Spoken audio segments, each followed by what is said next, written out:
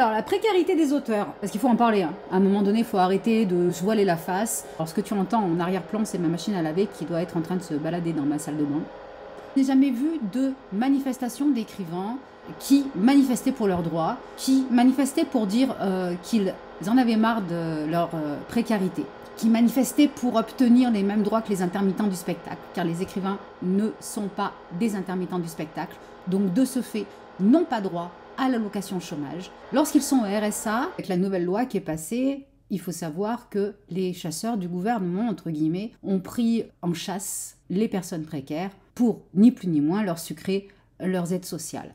C'est vraiment une toute petite aide, car je ne vois pas qui, en 2024, pourrait survivre avec 500, 600 et quelques euros par mois. Donc les écrivains, comme toutes les personnes qui touchent le RSA, vont devoir se plier aux exigences de l'État et montrer qu'ils ont envie de s'insérer dans la vie sociale, comme si être écrivain n'était pas un métier, et malgré le fait que les écrivains soient édités dans des maisons d'édition à compte éditeur, ils ne veulent pas du tout le prendre en compte. Ils partent du principe, tu touches pas au minimum 600 euros par mois, il faut que tu ailles bosser normalement. À savoir qu'un écrivain passe entre 10h et 15h par jour à bosser comme un taré. Enfin, moi, personnellement, quand j'écris un bouquin, je fais 12 versions de mes romans. Parce qu'à chaque fois, je retravaille, je repeaufine, etc. C'est un travail monstrueux entre la documentation, l'écriture, la réécriture, la correction. Après, il faut aller à la pêche aux maisons d'édition. Ensuite, il va falloir faire la promotion des bouquins, même si la maison d'édition s'en occupe également. L'écrivain doit mettre la main à la pâte aujourd'hui.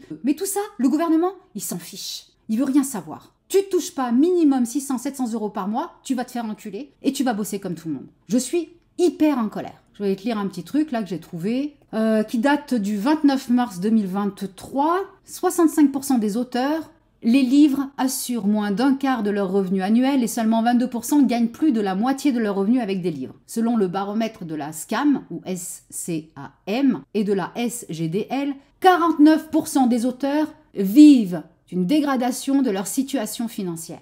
On va continuer. La réforme du RSA qui a eu lieu depuis le début 2024 a pour but de favoriser l'insertion sociale et professionnelle des bénéficiaires. Elle vise à encourager ces derniers à travailler en leur offrant un accompagnement professionnel renforcé. Voilà, alors j'ai envie de te dire, amis écrivains et écrivaines qui êtes dans la galère, du coup, vous allez être encore plus dans la galère parce qu'il va falloir se soumettre à cette nouvelle loi et il va falloir prouver que vous avez envie de vous insérer socialement et professionnellement. Parce que votre travail, chers amis écrivains et écrivaines, n'est pas considéré comme un travail pour ce super gouvernement. Voilà, donc c'est la grosse merde. Donc effectivement, depuis la nuit des temps, les écrivains ont tous connu de grosses galères. Hein.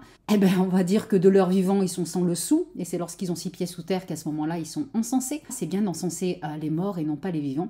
Donc je suis vraiment très très en colère. Remarquez que beaucoup d'écrivains n'osaient pas parler de leur précarité. Je ne sais pas pourquoi on n'ose pas dire qu'on est dans la merde, qu'on ne peut pas s'en sortir si on n'a pas un boulot à côté, qu'on ne peut pas s'en sortir si on n'a pas la chance d'avoir une sorte de mécène. Et en gros, on pousse donc les écrivains à arrêter d'écrire, quitte à ce qu'ils terminent à l'hôpital psychiatrique, parce que demander à un écrivain d'arrêter d'écrire, c'est pas possible non plus. Il y en a plein qui vont me dire, oui, voilà, de toute façon, on n'écrit pas pour gagner de l'argent. Alors, il y a beaucoup aussi de personnes qui ne sont absolument pas au courant de ce que touche un écrivain. Alors, quelle est la répartition du prix de vente d'un livre? Sur un livre de 20 euros, le diffuseur gagne, grosso merdo, 4,40 €. Le libraire gagne 6,60 €. L'imprimeur, 2 €. L'éditeur entre 3,40 € et 5 €. L'auteur gagne entre 1,60 € et 2,40 € par livre vendu. Donc c'est pour te dire que avant d'avoir un salaire adéquat comme Sheila, parce que Sheila elle est adéquate, l'auteur a plutôt intérêt de vendre beaucoup de bouquins. C'est un statut de merde. Alors oui, on a fait ce choix-là de devenir écrivain. Alors oui, on aurait très bien pu faire le choix de travailler normalement comme tout le monde, mettre de côté les écrits, et après on se dira que la culture est en berne, Stéphane. Si on n'aide pas les auteurs, la génération future, ils vont lire quoi? Ils vont lire des bouquins qui seront écrits par des IA. Des intelligences artificielles qui vont prendre la place des écrivains. Et ça me fait grave flipper. Donc les auteurs sont dans la galère et on ne fait rien pour changer tout ça, et moi ça me désespère.